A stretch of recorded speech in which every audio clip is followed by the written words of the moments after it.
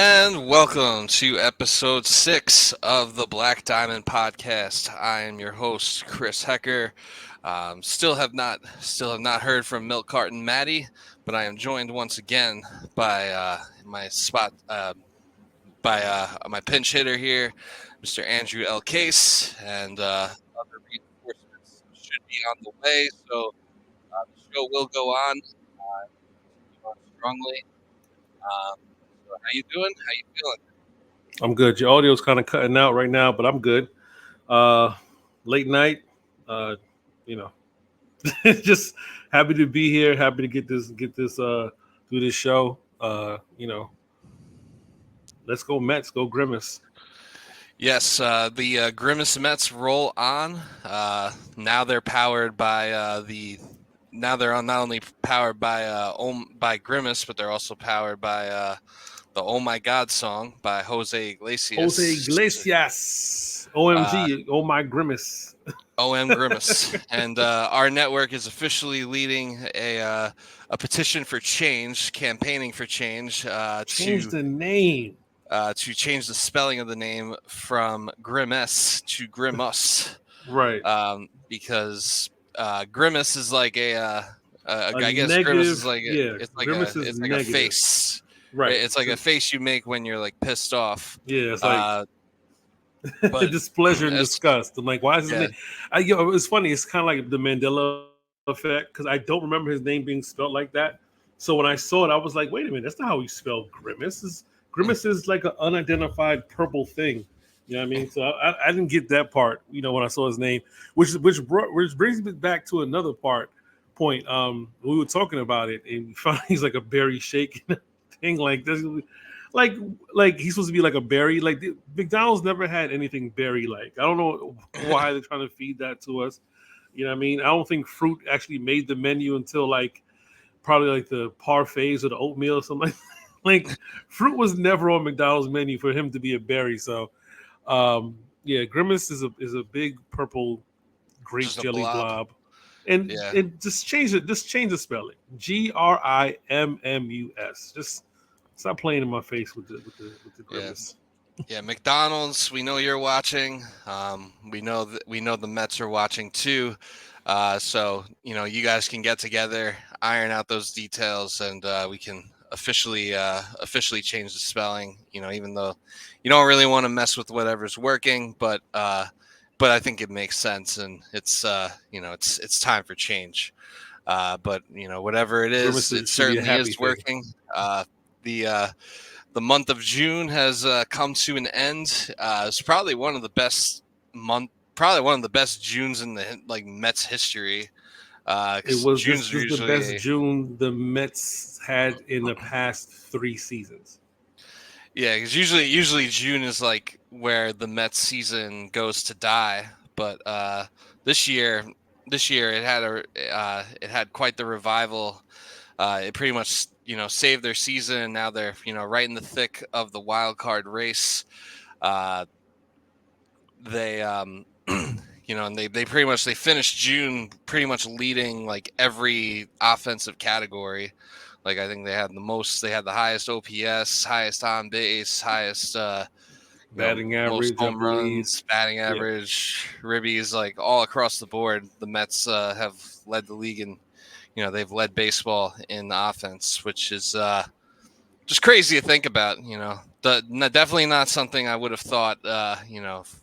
Maybe like a month ago, if you would have told me that. Oh hell no, not in May. I'd be like, not in May. Be like, whatever drugs you got, let me get some of those. Mm-hmm. But part of this Linsanity run that continues on did come at the expense of the New York Yankees. The two teams met in the first installment of the Subway Series last week. As a Yankee fan, it was not a good time. The first game they lose 9-7, but it was really like a 9-2 game that Aaron Judge hit a garbage time grand slam to kind of make things interesting at the end. But ultimately they lose 9-7. I believe that was the game. Garrett Cole started. Yes, he got shellacked. Yeah, he With got his 4 home runs. Yeah, he gave up 4 home runs, didn't record a single strikeout. Looked very rusty. He did look much better yesterday. He went like 5 innings, he only gave up 1 run, and he threw 90 pitches. So his pitch count's getting up. He's getting back to he's building back up to being able to go deep into ball games. So that was good to see. But bad times against the Grimace Mets, and then the next day they Shellacked. they get shellacked even worse. I believe 12-2. I believe it was Luis Gil who pitched that game and he was got crushed. unable to. I don't think he even finished like the first inning. No, he did. He did. He or went he 4. finished- He went. Yeah, he went 4 in the third. Oh yeah, that's right. He went 4 in the third. Yeah, I think he was. I think the first inning was getting pretty ugly, and he was like on the verge of getting taken out if he didn't stop the bleeding when he did. Heel is his last few starts have been a little his last few starts. Yankees pitching as a whole has kind of come back down to earth. And Heel's last couple of starts have not been too good. He does still lead the league. He does still lead baseball in hits per 9, though. He has 5.35 hits per 9, which is the best in the league. But yeah, do you think? So, what do you think as far as the the Mets and it seems the vibes are at an all-time high. What do you think the month in July has in store for them? Do you think they're going to continue to be on this crazy run that they're on? By the way, what happened in the game tonight? Because they won. I know they won, yeah. But I know they won. I know it was 9-7, but I was watching the game and since we are tirelessly just searching for Maddie / a new co-host, I admittedly took a nap in the middle of the game, and I think it was like a 2-1 game, and then I wake up and the Mets won 9-7. So yeah, so it was the Mets were actually they were actually up. They were down 2-1, and they were up 3-2. And then it was tied in the 8th, and in extras, JD Martinez hit a 3-run shot. Alvarez tripled, and then Iglesias homered. So it's 9-3 entering the bottom of the 10th. And then, of course, our bullpen, which is held together by duct tape and string, Harvey gave up 3 hits and 4 earned, and then Weems gave up another one, and we ended up winning 9-7. It's the Mets. The Mets bullpen is already having trouble. Losing Diaz for 10 games for that stupid suspension was, something that we're going to have to navigate to. He should be back, I believe it's July 5th. I think he's coming back after the holiday. The offense is fine. That's the one thing right now. The offense is fine. Even the losses we had to the Astros, that wasn't because of the bats. The last 2 games we lost to the Astros, we lost 10-5 and 9-6. Bullpen implosions. Like the bullpen is just not good right now. So the starting pitching, I was surprised Manaea even made it. I think he went 5 against the Yankees. I thought he was going to get clipped. You know what I mean? I really thought he was going to get clipped. He went 5 walks. The guy can't find a plate to save his fucking life. I don't know how the Yankees managed to lose that game with Manaea on the mound. But he went 2 hits, 5 walks, and 3 strikeouts. 77 total pitches. And then we went to the pen, and we were up so big by the time the 6th inning rolled around that Aaron Judge's home run didn't hurt us, and then we went and hit 2 more home runs before we finished the game, and we ended up winning 12-2. The Mets right now are getting power and pop from all over. Pete Alonso's still kind of in like a kind of a power drought. Like June wasn't a kind month to him power wise. He did have a couple of solid hits though, key hits. Of course, Lindor is back to being what we already knew what he was going to be, but you're getting contributions from JD Martinez, you're getting contributions from Alvarez. The Mets record with Alvarez, which is insane. I think they're like 23-3 or 24-4 with him in the lineup or something like that, something crazy. Alvarez is definitely a key piece. And remember, we didn't have him for the month of May because of the thumb injury. So Alvarez being here, Martinez contributing, Vientos, who had 2 home runs in the first game of that series. He's been kind of hot as of late. You got Bader, you got Taylor. We're getting contributions from everybody, and that's the key thing on offense. Now, contributions in the bullpen is another thing. Contributions on the starting on the rotation is another thing. We're asking guys to basically go 5 innings, right? To go to a pen that can't do shit. And that's the scary thing, because if you're asking your starters just to give you 5 so you won't blow a game, in the 3rd inning from your team, like you're asking you guys to put up 5. The best acquisition was Severino. Severino was like a surprise. I thought he was going to be good. I felt like, I don't think the Yankees gave up on him. I just think he was just up and down. And Sevy's been solid. Like, Sevy's been solid for us, especially with Cody Sengai going down. Sevy's been solid. And Cody got a setback as well. So we're getting what we need. But the good news is the Mets are calling up pitching. So Scott is coming up, and I believe tonight was the debut of James Wood. James Wood didn't debut tonight. Peterson pitched. I think James Wood pitches this week, I believe. Oh. Well, James Wood isn't a pitcher. He's a Nationals player, but he's like their top prospect and like the number 3 prospect in baseball. Oh no. Okay, I'm getting confused then. No. The Mets Scott is coming back up. So I'm confusing. Yeah, I think he pitches on Wednesday. Right, but I think someone else. So Wood debuted for Nationals, and Scott is coming. Peterson pitched today. He pitched 6 1/3, 7 hits, 2 earned, 2 strikeouts. He hasn't been that bad this season at all. He's been kind of solid.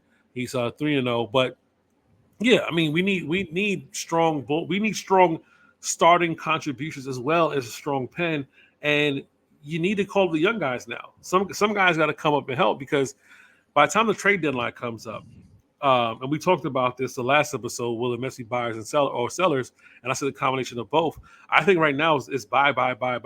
Like, you cannot sell if you're the Mets right now. I agree. It's just a matter of who you're going to move.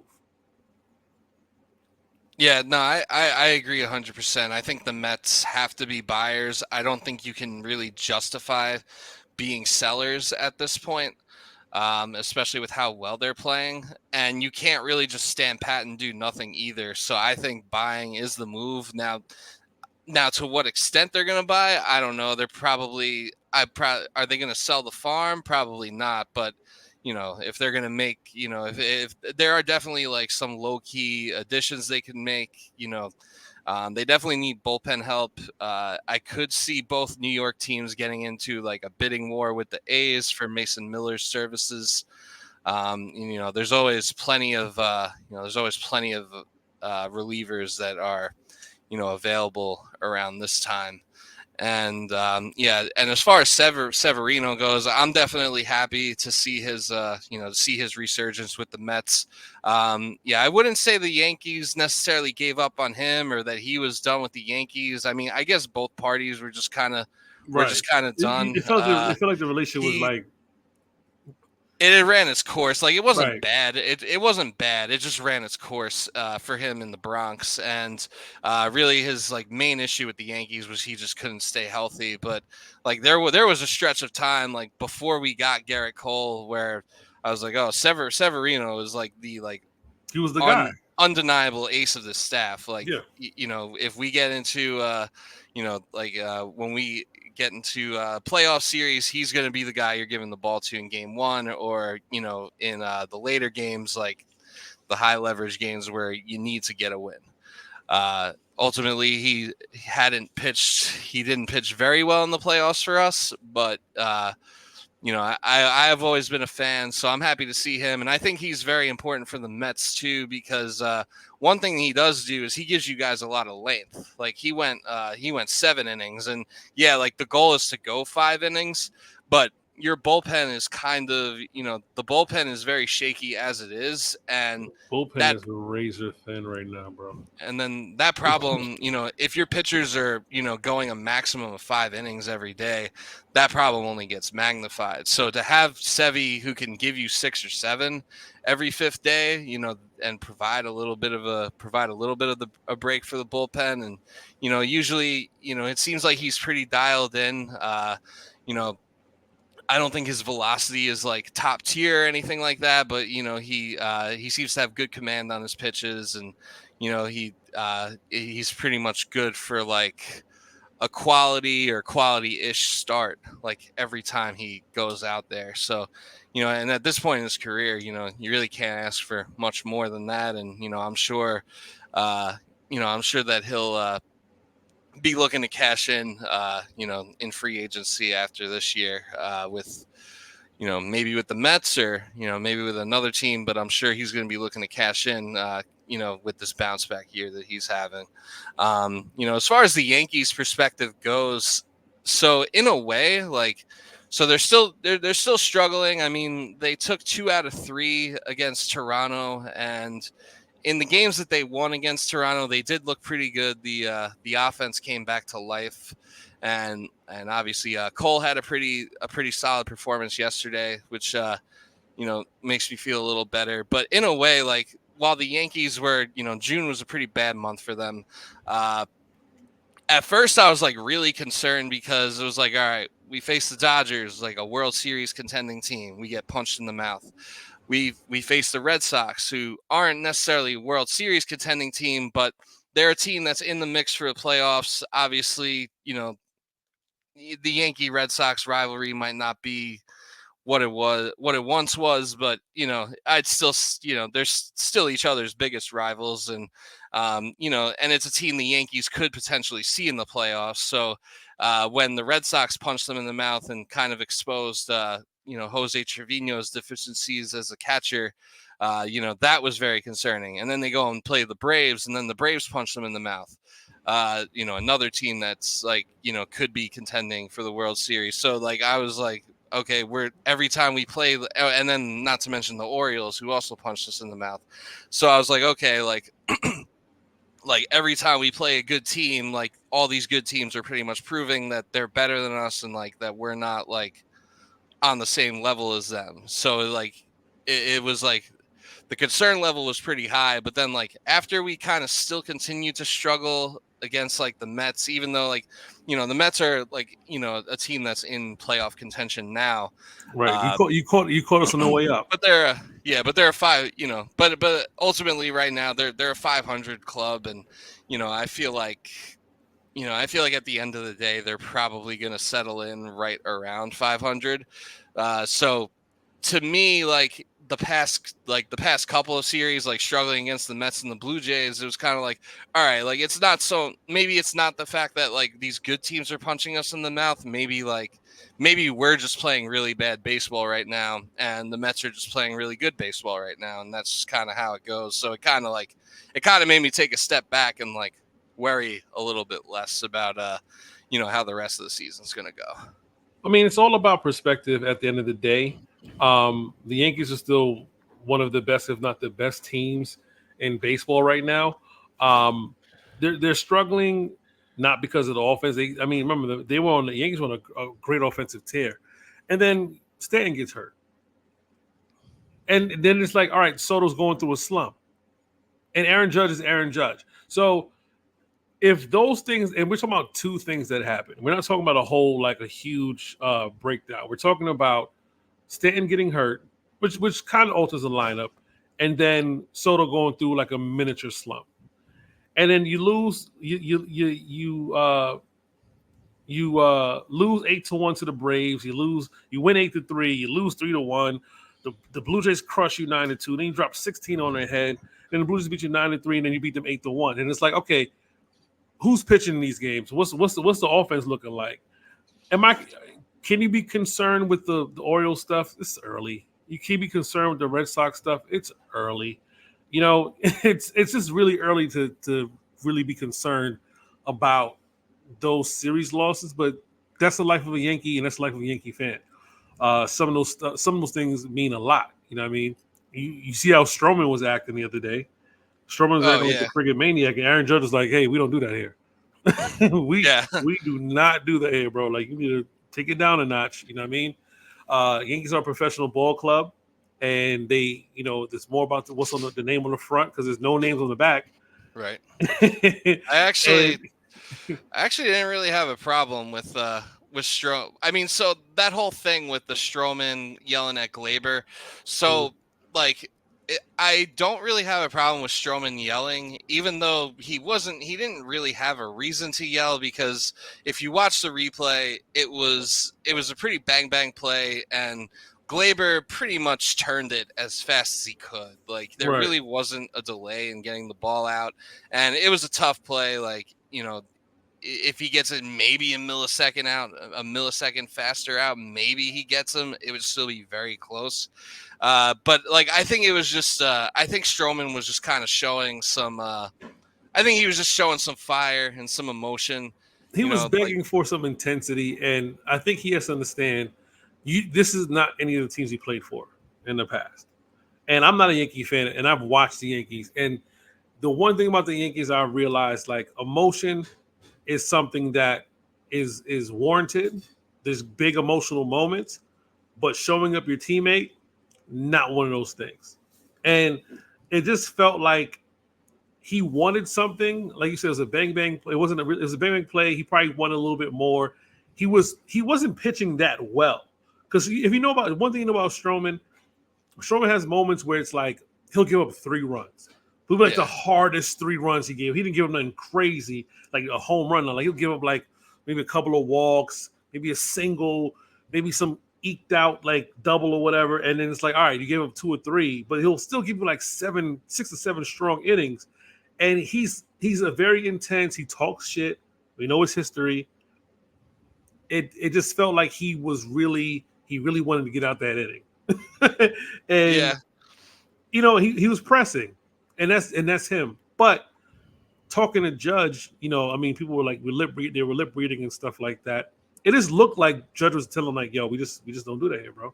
Like, there's ways to go about it, and like Sherman was trying to be a little apologetic. Like Judge was like, I feel you, bro, but we just don't do that here. That's what. yeah. And I mean, if Judge, and if Judge is saying we don't do that here, then we don't do that here. Obviously, Aaron Judge is the captain, leader of the team, like on and off the field. So, if he says we don't do that here, then he's definitely right.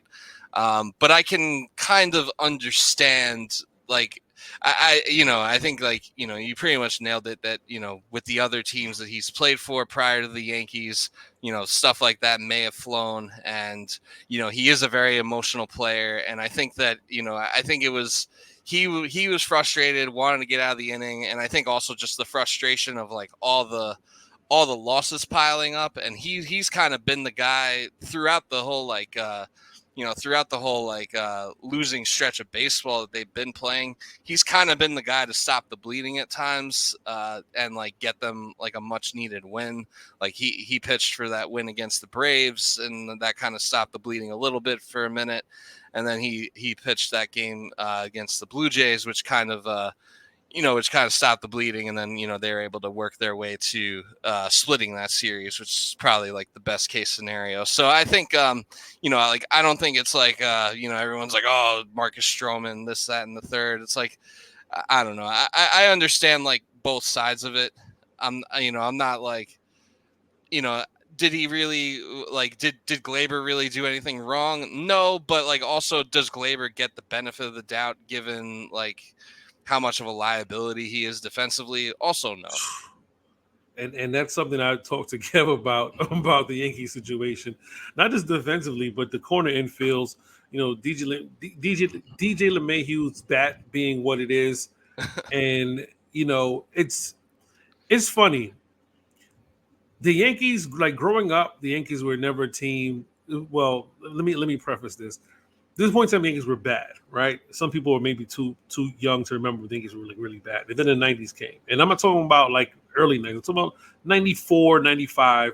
They were on the cusp. Yeah, And then 95, I think, was like the first year they like made it back to the playoffs, and they lost a pretty grueling series to the Seattle Mariners. Which Right. actually, there's a documentary on Documentary, YouTube yeah. about how like that series pretty much saved the Mariners' existence, and Right. it kind of propelled the Yankees into their dynasty Right. of the late Because Jeter had 90s. came up in 95 and then everything came together the next year and all that stuff. So Yeah, the fans who are used to 96 to 2000, I don't think they realize that times like this were ahead, because you win what, four rings in like 5 seasons.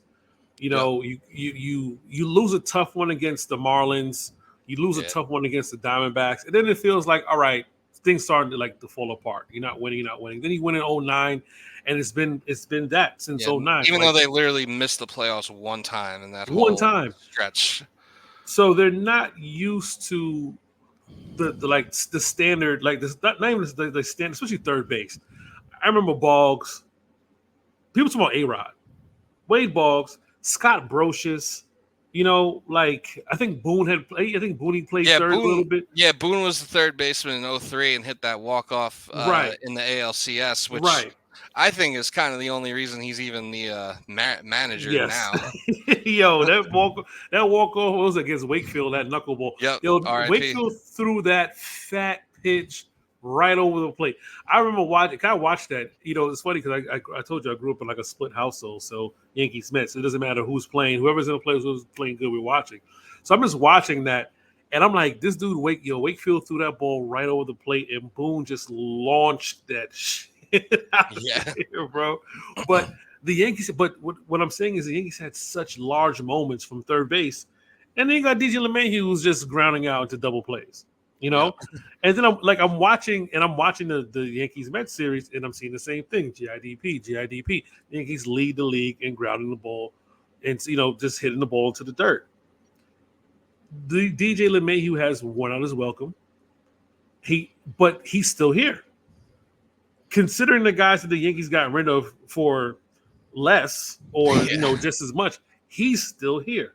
You know, I was talking to Kim about Gleyber Torres, and I'm just like, Gleyber has his moments. He's telling me, but he's like, it's not what we thought. Yeah. The I think Yankees should be buyers as well, but absolutely. will they be though? And who? Yeah, so I mean that's a good question. I mean, as far as Glaber goes, I think this is his last year with the Yankees. It is a contract year, and I don't think they should. Definitely don't think they should be renewing a contract with him. Because ultimately he's underperformed. He has his moments, but he's just doesn't matter if he's he's a little bit better at second base than shortstop. He was an absolute disaster at shortstop, but he's not a whole lot better at second base. Usually, when there's a fielding blunder, Gleyber Torres is not far away. DJ LeMahieu, I think the only reason he's there is because like really right now they don't really have a third baseman. I mean, I would like to see Oswaldo Cabrera get more playing time, but I don't think he's not like a serious option. He started off the season really hot. It was kind of like a miracle that Ozzy Cabrera made the team, and then he kind of carried that momentum into the beginning of the season, and then he kind of cooled off. So I think it's kind of just a matter of at third base, and then I mean they acquired J.D. Davis, but I mean they're really just gonna platoon him against lefties, like as far as he goes, it's like if the A's are giving up on you, then like I don't really have much use for you. Like this isn't like the A's selling off an asset to get to get prospects or to get value back to rebuild their team and try to be competitive if and when they eventually ever move to Vegas. This is like them just being like, no, like we're done with this guy. Like give us literally anything and we'll take him. By the way, Dallas Keuchel got traded for $1 to the Brewers from the Mariners, or maybe it was the other way around. But yeah, Glaber I think is done after this year, and I think that they definitely need to do something about third base. And I first think base.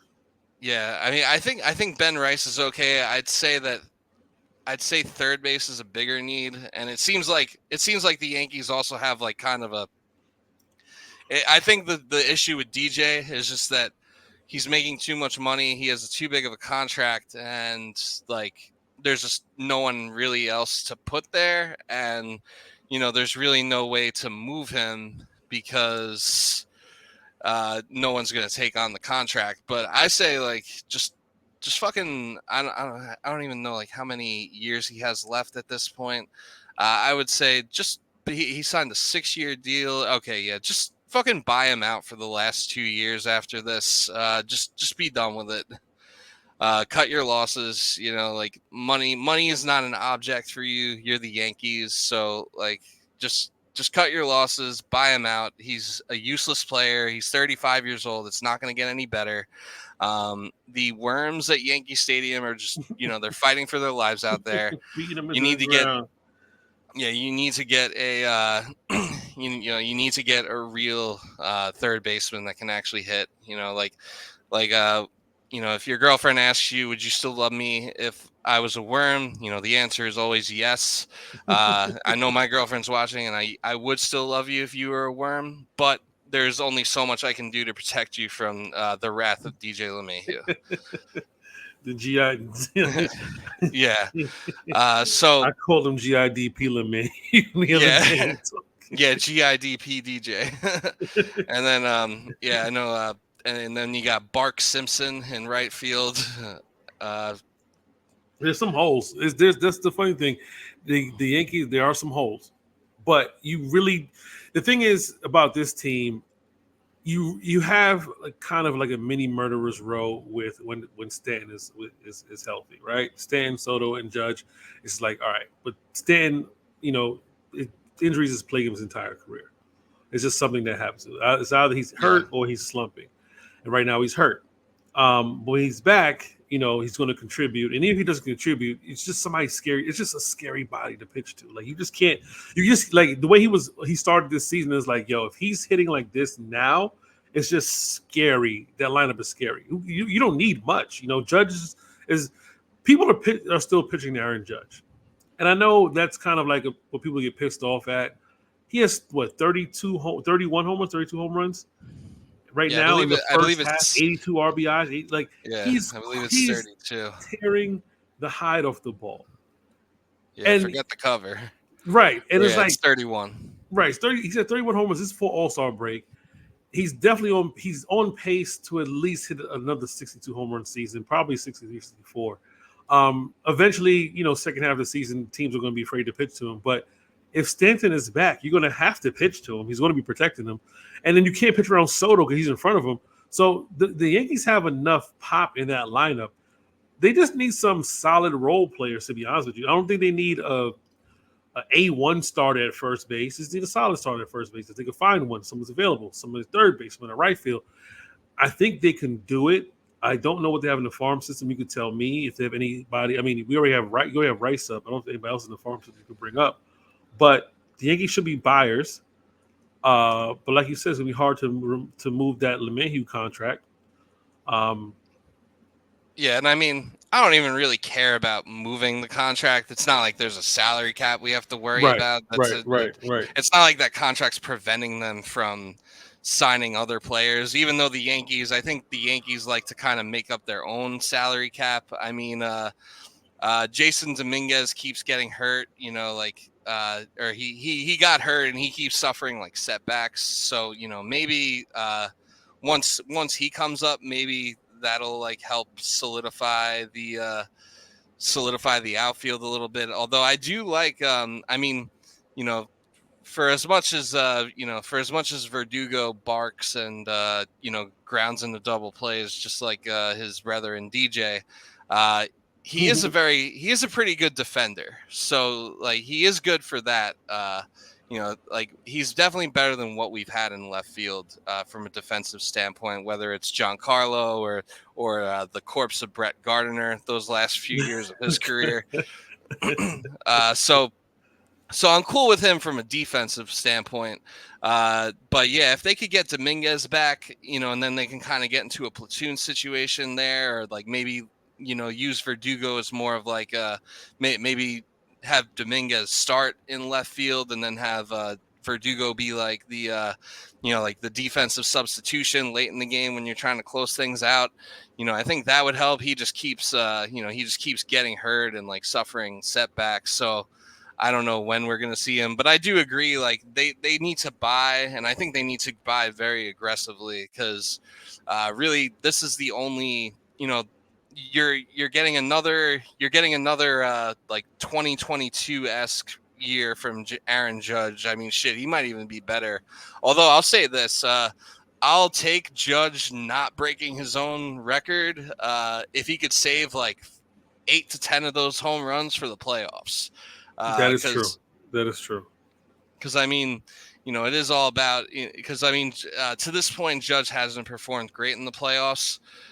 So if I would take him hitting like 55 home runs and then save another 10 for October. Yeah, I mean, so let me ask you this. I'll start with the National League. I don't see a clear-cut favorite for the National League champion outside of the Phillies right now. The Braves, I mean, with what's name Acuna going down, the Braves have not looked the same. And Matt Olson does not look good right now for Atlanta as well. Yeah, he's been rough on the edges. He's been struggling. Been struggling, bro. Like his numbers are definitely way down from what they were last year. Just looking around the league,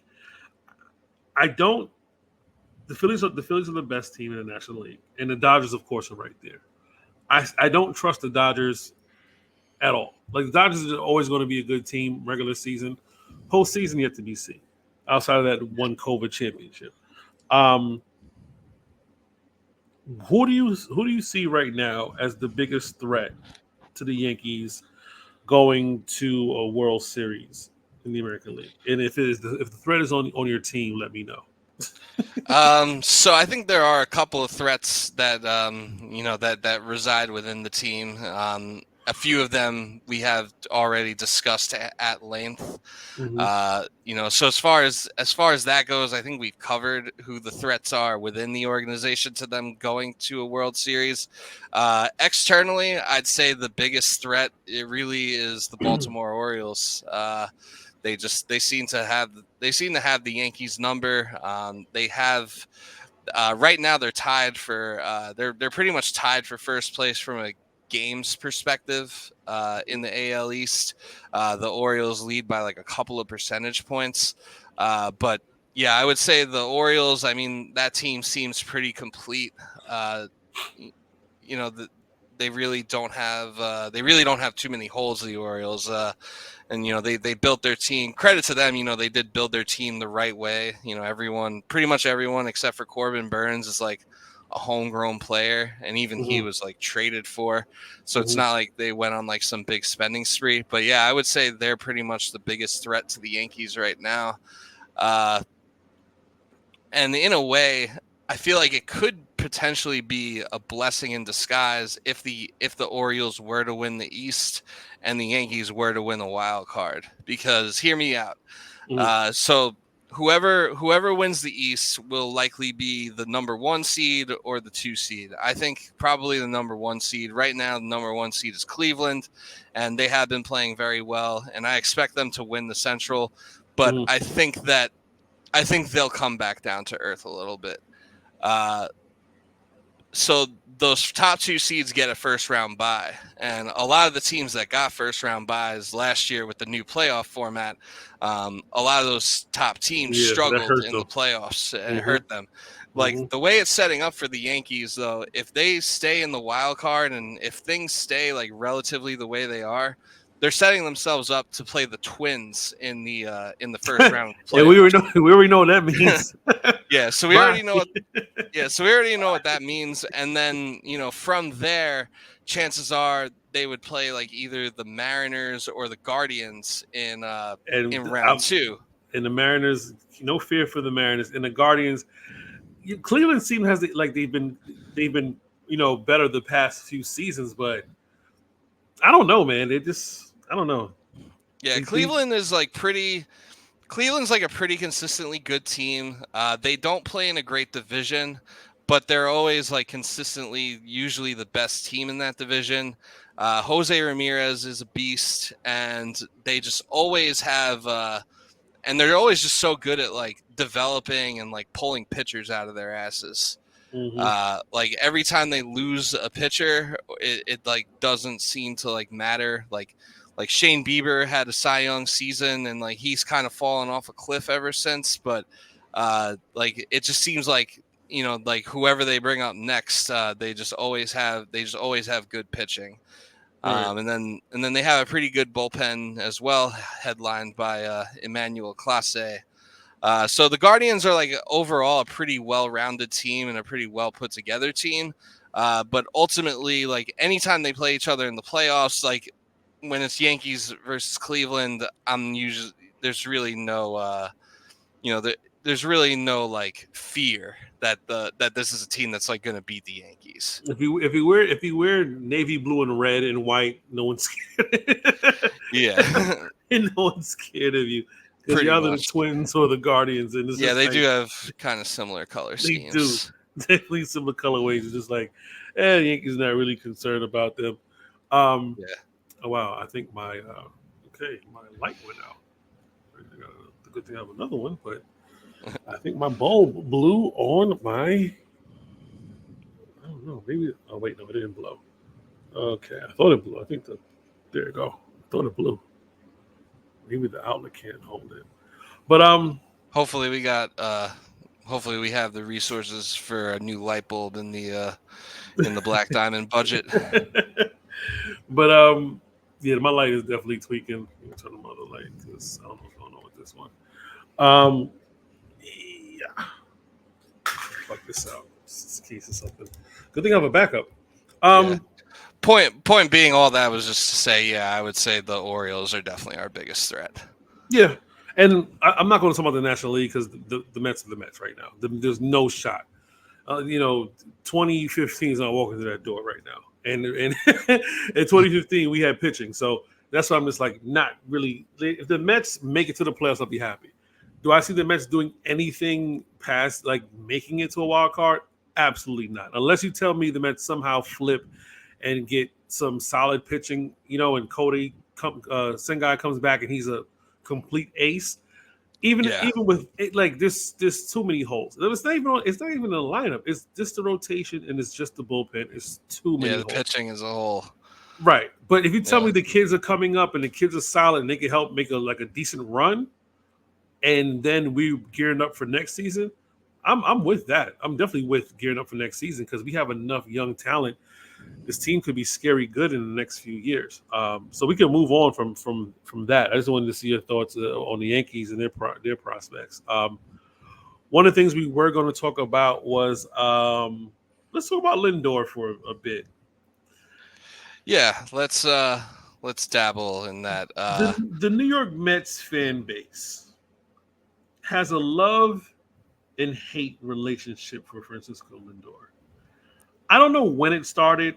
Maybe is when we found. I think it started like pretty much since he started playing for the Mets. I mean, that first year was difficult. Let's be real. The first year he batted .230, 26 home runs, 63 RBIs, and 100. Yeah, and he had a pretty bad April too. It was a bad start, right?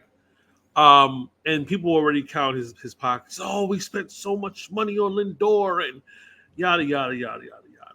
The following year, 26 home runs, 107 RBIs. He bats .270, 16 stolen bases, 5 triples, 788, whatever you want to do. People were still kind of like tight about Lindor, but they kind of eased up. Last year, which was a down year, he had the first 30-30 season since I want to say David Wright for the Mets, because I think David Wright had one 30-30 season for the New York Mets, and 98 RBIs, 7 home runs. He starts off slow this season. He starts off slow, and it's right back to they want to boo, we wasted money, and blah blah blah. And then Lindor, with everybody else in June, gets hot and goes on a tear. His average is up to 248 after he was below the Mendoza line in the month of May. And that leads to this topic. Is Francisco Lindor a future Hall of Famer? He's 30 years old. Still a lot left in that tank to play baseball. Plays shortstop. I don't know how many Hall of Fame shortstops there are. I don't think Jose Reyes will make the Hall of Fame. No. Even though, looking at his career and how baseball is, it's not a far-fetched idea. But if you were to say 5 more solid seasons from Lindor, I don't know how many more years he has. Do you think Lindor is a Hall of Famer? I would say yeah. I was actually kind of going through a rabbit hole on his baseball reference, and I would say that the numbers are there. If he could keep up this trajectory, for another solid 5 years, as long as he doesn't, as long as he doesn't stick around and put up too many bad years after his prime's over, I would say that he definitely could be and should be a Hall of Famer if he keeps up on this trajectory.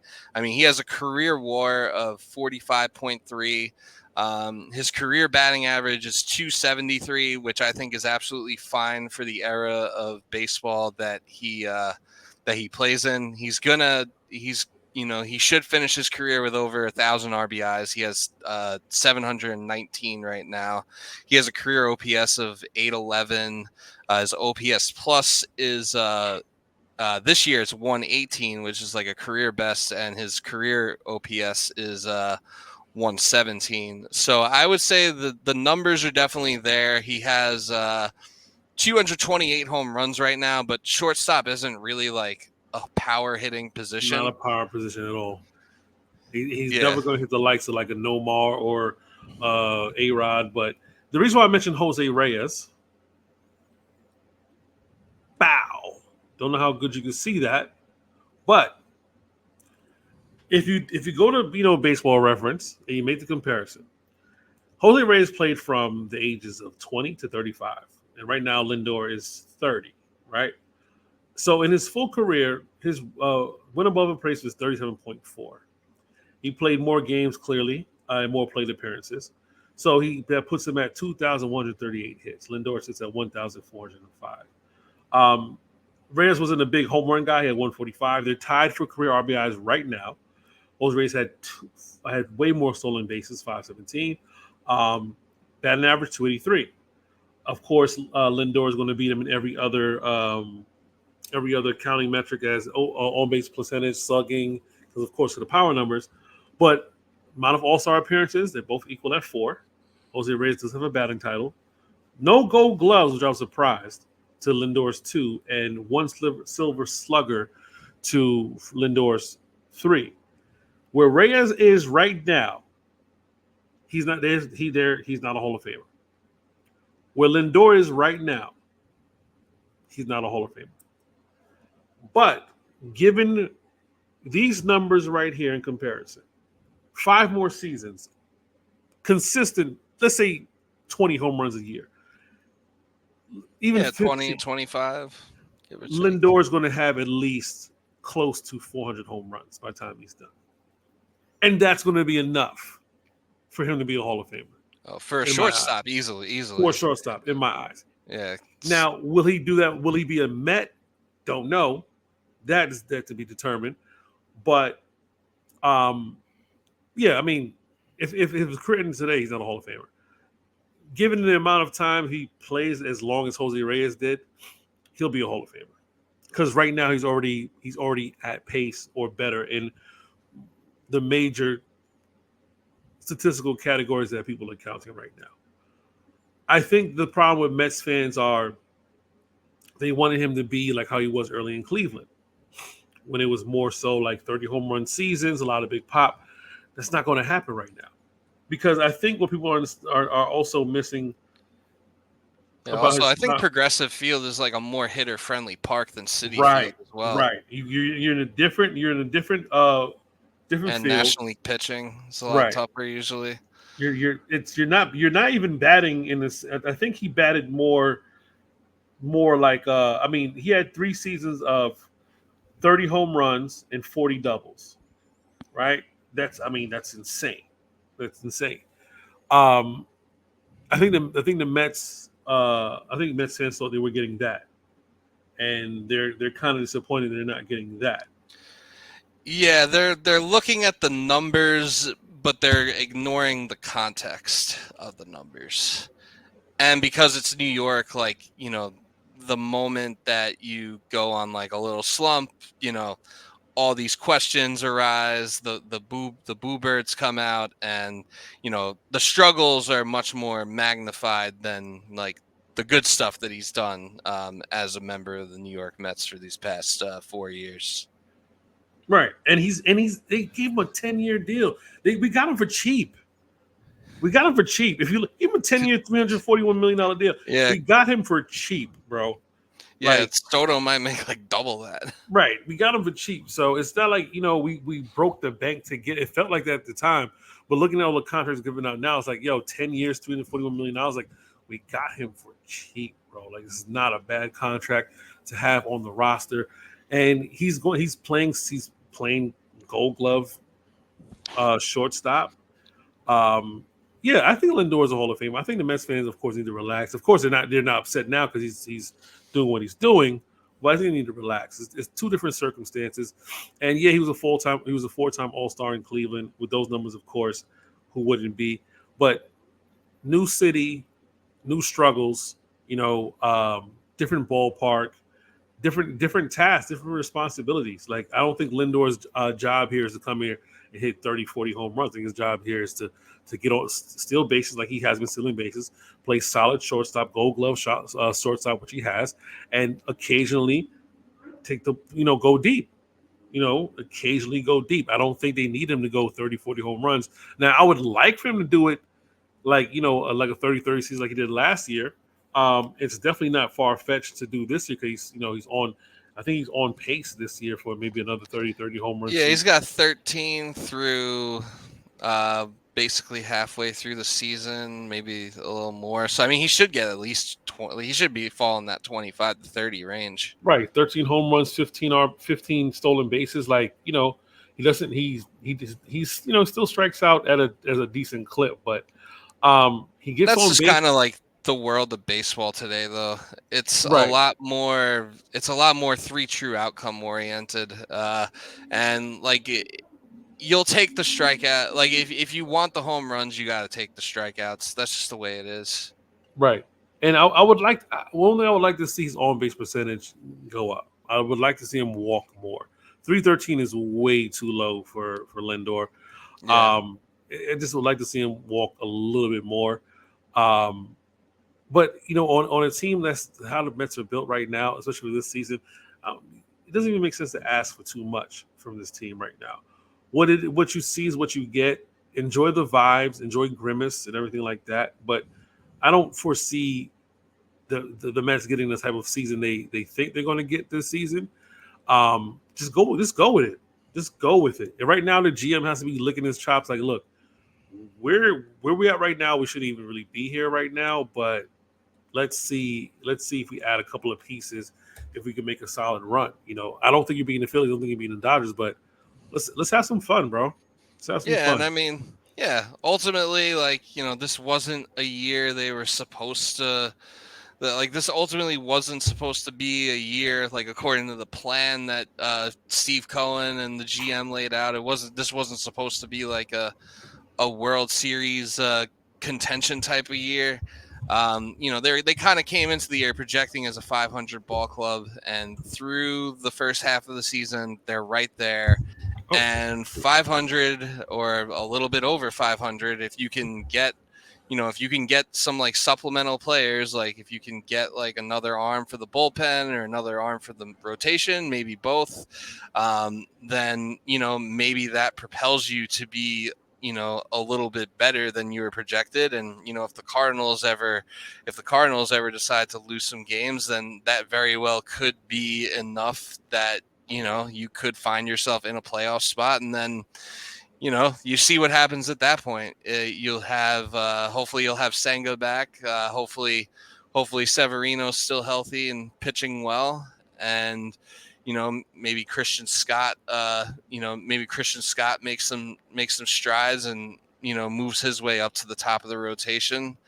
And then if you have all three of those guys clicking like come the playoffs, that would be a pretty big advantage going into a wild card round to be able to to put two or three of those guys out there for each of those games, and then you have not as much of an advantage, but you'd still have if the pitching is clicking like that, you'd have an advantage in in a 5-game series as well. 7-game series not so much, but it could be a fun season where you do exceed expectations. And the only thing, maybe the only downside to that is maybe you get to the NLCS and then you look back and wish you sold the farm and went all in on this year. But even then, I would say you still come away from it feeling pretty good about the direction the team's going in and their chances to really compete for a championship in 2025 and 2026. Especially with what they might do. You imagine that Cohen will probably open up his checkbook again after not really spending too frivolously this past off season. Right, like once they get these other salaries off the books. But I mean, baseball is so frivolous. It's like you would think in baseball it's easy to field a consistent team, seeing as all the teams own so much of the players' rights to arbitration and everything like that. You would think, hey, it's so easy to keep control. But for the most part, there's only a few consistent teams, like let's say this constantly goes to the playoffs, much less win a World Series. Like in my lifetime, I've seen 2 teams win back-to-back, the Yankees and the Blue Jays. In my lifetime, am I missing anybody else? Like no teams, right? No other teams no teams have repeated since then. The Giants were winning like every other year in the early 2010s. The Giants were like the San Antonio Spurs of baseball. Yeah, they were the even number years. Right. So it's like so you would think the way the Mets are set up right now, you got Lindor on the contract. You got a bunch of young guys, and you still know what you're doing with Pete. You would hope they figure something else out, but we can move forward off of that. In other Mets news, real quick, Bobby Bonilla Day again. Happy Bobby Bonilla Day. The deferred contract. I mean, people keep talking about this deferred contract. It's only one. Ohtani has a deferred contract. He's getting paid till he's like 7 years old. I think that's worse than what Bobby Bonilla got. But I just hope Steve Cohen just decides one day, so let's pay this guy off and just end this malarkey. Yeah. Interesting injury. Brandon Nimmo splits his wig in his hotel. And are we sure it was the hotel and not the Capitol building? Well, that's what they say he fainted in his hotel room. They said he missed they say he fainted, didn't have concussion. He said he woke up not feeling well around 5:15, went to the bathroom, cramped up, and fainted. And when he came to, he got up from the floor. He was bleeding from the head. He wasn't sure why. What was Nimmo doing? Well, there was a certain Supreme Court ruling that happened today that he could have been celebrating. You think he was? You think he was hungover doing some? Who knows? Who knows with that guy? It seems like just weird stuff always happens with him. Like all the, he's definitely a type of person you got to ask where he was on the 6th of January. He had didn't he eat like undercooked chicken one time He like did. years ago, and He did. like He he was got sick, Yeah. like some Denzel Mims salmon. Yeah. Salmon Gate. Yeah, and like now he just mysteriously hits his head and passes out in his hotel room. I mean that's scary. You know, my I like as much as I like to joke and around and say, I mean, maybe he was celebrating the rulings that happened in our country today. Uh, I really, I really don't know, but yeah, it's just definitely, definitely a weird injury. From what I understand, it doesn't seem like it's supposed to be anything too serious, though. No, they said he They say just it's like day to day. right, like he couldn't. CAT scan was negative. He's fine. But listen, Sammy Sosa blew out his back sneezing. Wasn't that so? Those dudes blew out his back sneezing. Yeah. Um. Shoot. What's his name? Damn it. I just. Shoot. He was on the Mets. Oh, the dude who got hurt. He got hurt on his pig farm or something like that. Wild hog. Oh, fucking. Oh, yeah, yeah. What's that guy? What was that guy? Cespedes. Yeah, yeah. Cespedes got Yoenis. hurt. Cespedes got hurt on his farm, like dealing with pigs. Yeah, like shit. wild boars or something. Like wild boars. Fucked himself up. Like who else? There's been some wacky baseball injuries, man. Some wacky baseball injuries, and this is just par for the course. But that's it on the Mets home front. There's nothing else to talk about. We're 1-0 in July. Who do Yankees have coming up in this series? Yeah, so the Yankees this week, they start tomorrow. They'll start a 3-game set with the Cincinnati Reds. So they'll be at home. Ellie. Yeah, so we'll see some Ellie De La Cruz action there. First game, we got Luis Gil going tomorrow, and then it'll be Carlos Rodon against Andrew Abbott, and then we'll have our boy Stroman against Frankie Montas, who was a Yankee on the 4th of July, and then this weekend we will play the Boston Red Sox at home. So hoping for a bounce back there. Ideally if they could just take 2 out of 3, both of those series, and just keep on just get back to like the good times of April and May. And we still have some needs, but I think they have a good chance to bounce back this week. The Mets have a nice little buttercup schedule to start July. Of course, they're playing the Nationals. Then and that's a 4-game set. Yep. Then we play another 4-game set. We're on the road, first 8 games. 4-game sets in Washington and then 4-game set in Pittsburgh. Then we come home for home cooking against the Nationals, the abysmal Rockies, I should say, and then the Marlins on the road. And that's another 4-game set before we come back home and play the Yankees because we're actually the road team.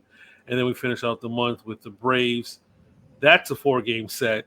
And then the Twins. So the Mets have 1, 2, 3, 4 4-game sets in the month of July.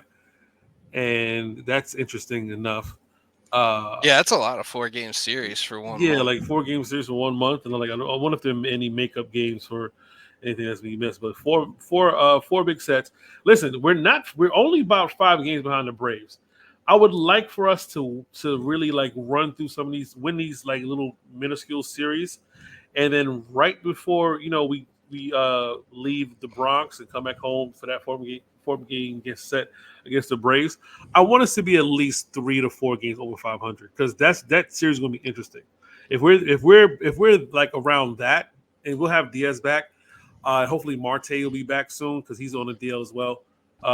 It should be definitely an interesting stretch because then leading into August and September, that's when it's going to get crucial for the playoff run. So, yeah, Yeah, that's yeah. So to your point, I would say that these so they're playing against the Nationals now, which obviously obviously those are games you got to have.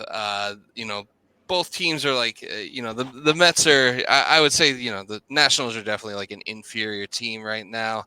Although we'll see what James Wood does. I actually think that the Nationals trading Juan Soto has aged pretty well for them.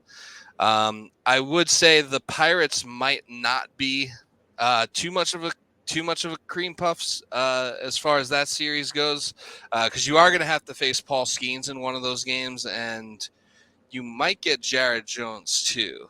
Well, right now it's saying I'm looking on this app that I use to like keep track of scores and shit, and it says that Jared Jones is starting against the Cardinals tomorrow. But I think when I was watching the Mets game today, I think Gary was saying that they're gonna face that the Mets were gonna face Jones, Mitch Keller, and Skeens.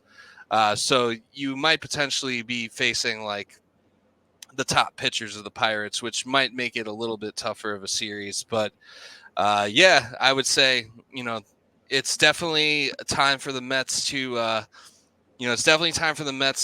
like close that gap with the Braves and definitely like start stacking up more wins and like get yourself a little more firmly above 500, because it feels like with the Mets, it feels like they'll dig themselves into a hole, then they'll go on like a winning streak and get back to 500, and then once they get back to 500, they start losing again. So they need to like break that cycle, and they need to break that cycle, and they need to get above 500 so that you can really be like in the conversation. And for the Yankees, I would say it's just time to like put, June was a shitty month. It's going to happen. It's like the ebbs and flows. It's the ebbs and flows of a baseball season. You're playing 162 games. You're not going to be at your best all of those games. It's impossible. You just got to put that shitty month behind you and, just stop the bleeding and, just keep the pace. And, towards the end of the month, trying to make some moves to, really propel the roster into like a true World Series contender.